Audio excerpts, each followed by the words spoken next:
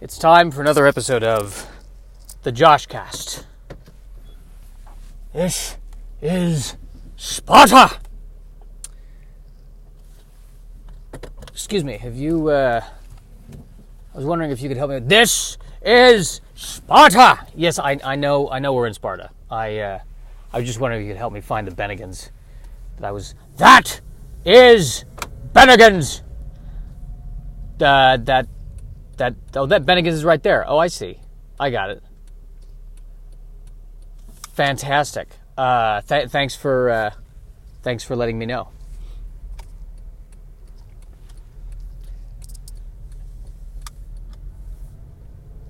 Well, that was an interesting way to start. So it's been a bad couple of days. Well, it's been a bad 37 years, but point is, I've been struggling. I bombed at the open mic yesterday, and it was because I'm trying to talk about the immigrant camps that are going on right now at the border, and I'm very depressed about it. And I think I'm trying to talk about it because at the end of the day, this was something Mel Brooks said, that the only way to get the power back from a situation in which one feels powerless is through humor. And I really feel powerless about what's happening. That people who are trying to get to the country are being their families are being separated, they're being put in camps, the conditions in the camps are questionable. We're being told one thing that may or may not be true, and I mean my view on it is that whether the conditions are good or not, it's still a camp. And so I'm finding myself I'm trying to ask myself, well, where's the humor in this? It's hard to even think that it's funny right now. It's just it's depressing. It's depressing because I think we're better than this as a group of, as a country. And I still, to this, I don't understand why we're making a big deal out of this.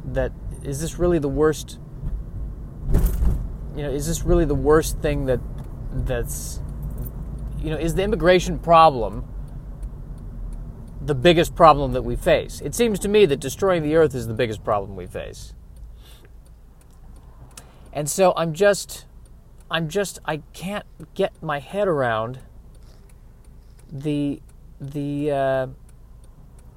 for lack of a better word, the stupidity of it. I don't get it. I don't understand it. It's like someone's been shot in the chest. And they're sitting there and they're bleeding, and the doctor says, we need to get this bullet out of your chest. And the guy says, no. I got to get that nose job. Yeah, but there's a bullet in your chest. Yeah, but I can't, got to get the nose job. Got to, listen, got to get the right headshots. There's a look I'm trying to go for here. Yes, but you've been shot in the chest. We'll get to that. First, I want you to take this bump off of the nose. I want to look, I want the bridge of the nose to be straight. Let's get that taken care of, and then we'll talk about your precious little bullet. If the bullet even exists. And, I'm not even sure it exists. It's a rumor.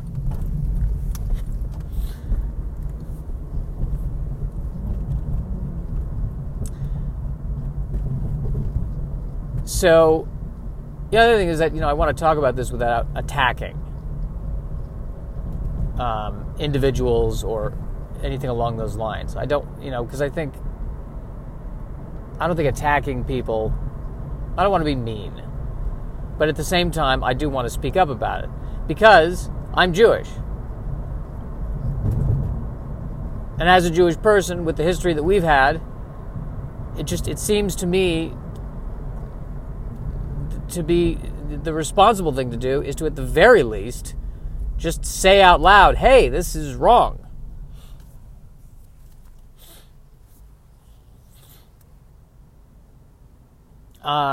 This is not right. And then I feel like an idiot because, I mean, okay, so what? Is this going to make a difference? Is me, putting this out there to 10 to 20, is this going to make a difference? And I don't know if it's going to make a difference or not. But I feel that because it would be like, well, my grandfather fought in World War II. He was there at D-Day. He was there at D-Day, and he because of men like my grandfather, we won that war. What did your grandfather do during the war? Oh, my grandfather made a podcast where he said strongly he's not a fan of Hitler, not a fan of the Big H. He made a podcast, and the problem was that there was no such thing as podcasts, so he was just kind of a crazy guy in his car. But still, the important thing is he couldn't take it anymore, so he stood up for something.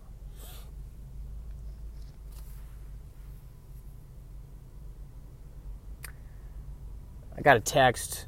It wasn't even meant for me. It was meant for the previous owner of the phone. But the text said, hey, come march to resist Trump. Or at least march to resist, I don't know if it was to resist Trump specifically, but to march to take a stand against the camps. And I didn't go. And I thought, I'm feeling very helpless. How will marching help? It reminded me of the back in the 99% and the 1% and the March on Wall Street stuff. And I look back at that and I ask myself, did that even make a difference? Because in that scenario, the recession was caused by banks that were too big to fail, and so there was regulations that were put in, and now a lot of those regulations are being taken off. So it's like we learn our lesson for 5 seconds and then we revert.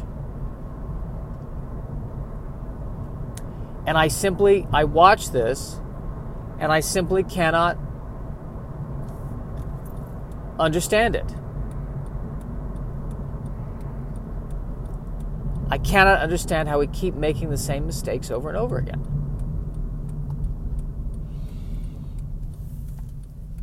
But maybe I'm being, I suppose I make the same mistakes over and over again in my life, The mistake I keep making over and over again is thinking that we'll come to a point in this country's development where we stop making the same mistakes over and over again. That's my mistake. My mistake is thinking we're going to stop making mistakes. I should know better. I should totes know better. This is Sparta. I know, Dad. I know it's Sparta.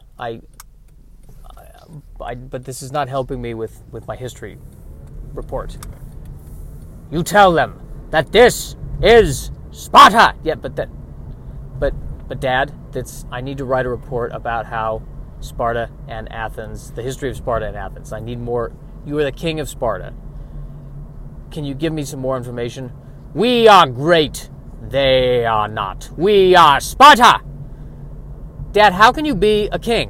What do you do all day in court? What do you talk about with everyone else? I say this is Sparta, and they say yes, this is Sparta.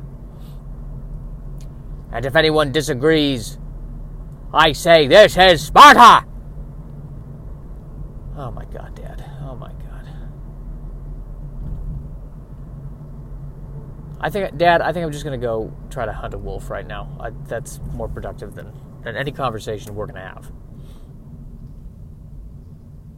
When you find the wolf, I will tell them this is Sparta. I promise. So that's where I'm at with this this thing. I don't know what else to do about it. I also begin to I feel that politics never really... Politics feels very reactive to me. That people who are in office, their whole goal is to stay in office.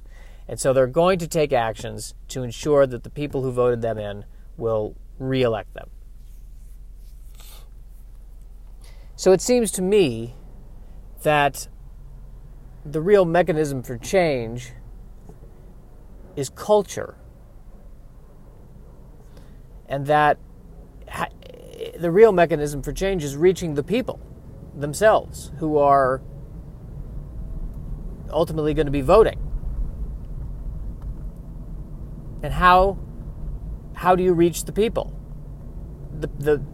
From what I have seen,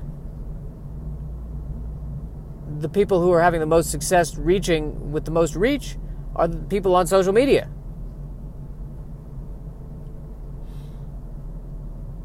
You know, the social media influencers. When they call it influencers, that's not an exaggeration.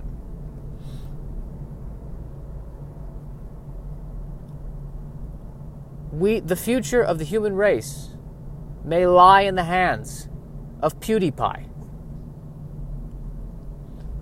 That could very well be what happens.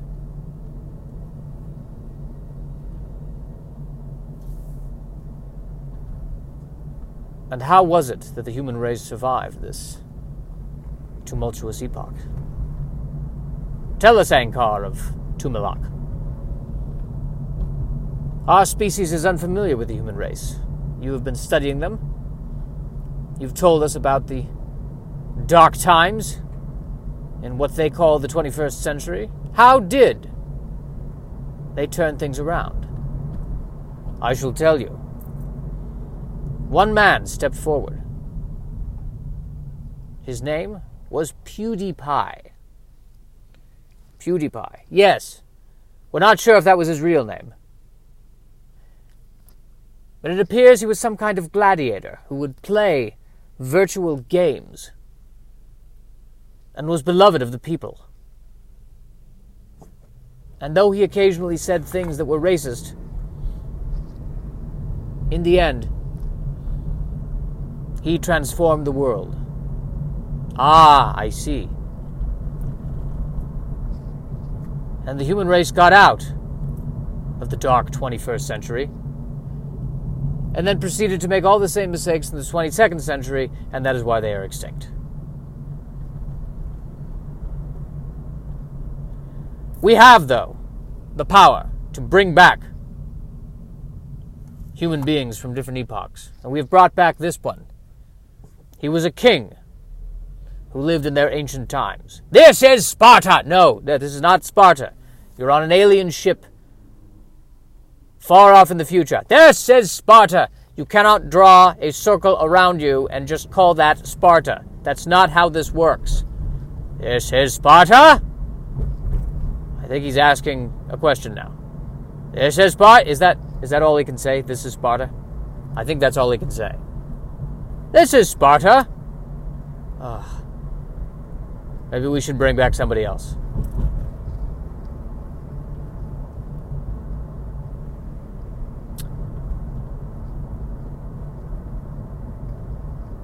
I'm not sure what to do at this point. I mean, because I see, I can give money to organizations that are trying to help the immigrants. I see that. And I could do that. And maybe I should do that. But in the back of my mind, it just feels like it's not going to make a difference. What really makes a difference is enough people have to say this is wrong to affect change. And how do you reach those people? I mean, what makes a difference, I think, maybe at the end of the day, all that is important is somehow sharing and just speaking. And even if only one or two people hear, I at least those one or two people heard. Perhaps that's the way I've got to look at it. That the human race is a sociological ocean. And you drop a pebble into a pond, in part of the ocean somewhere, and the ripples affect the rest of the ocean. Although in my case, I feel like it would be dropping a pebble in the middle of a tidal wave, and the tidal wave looks at the pebble and goes, "We're not interested," and continues. But if we even go, dare I say it, into the realm of quantum physics or metaphysics, that each action has an irrevocable, is that the right word? Irrevocable, there we go. An irrevocable reaction. And though it may seem small, butterfly effect is what we're talking about. Perhaps this very podcast will stem the tide.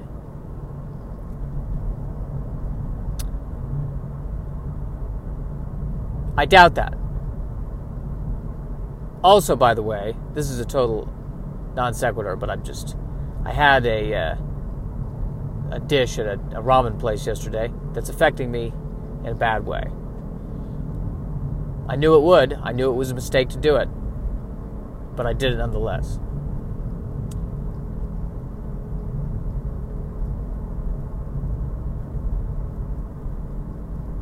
That would be like what I just did right there, going into my digestive troubles after trying to make a valid point about the immigration thing. That would be like if Lincoln writes the Gettysburg Address, and at the end of it, the coda that he writes is, "By the way, I got a mean boner." It's just, you negated the entire thing that you did.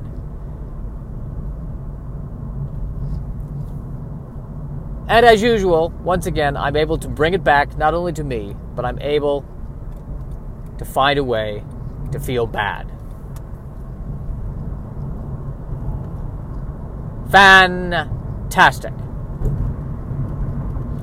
Nearly at my destination. In beautiful downtown Burbank. This is Sparta. This is beautiful downtown Burbank. This is Sparta. This is beautiful downtown Burbank. Guys, we can't both be the same thing. This is downtown beautiful Burbank. This is Sparta. Why did you bring these two humans back to life? Of all the humans you could have picked, why these two? This is beautiful downtown Burbank. This is Sparta. This is beautiful downtown Burbank. This is Sparta. This is beautiful downtown Burbank. This is Sparta.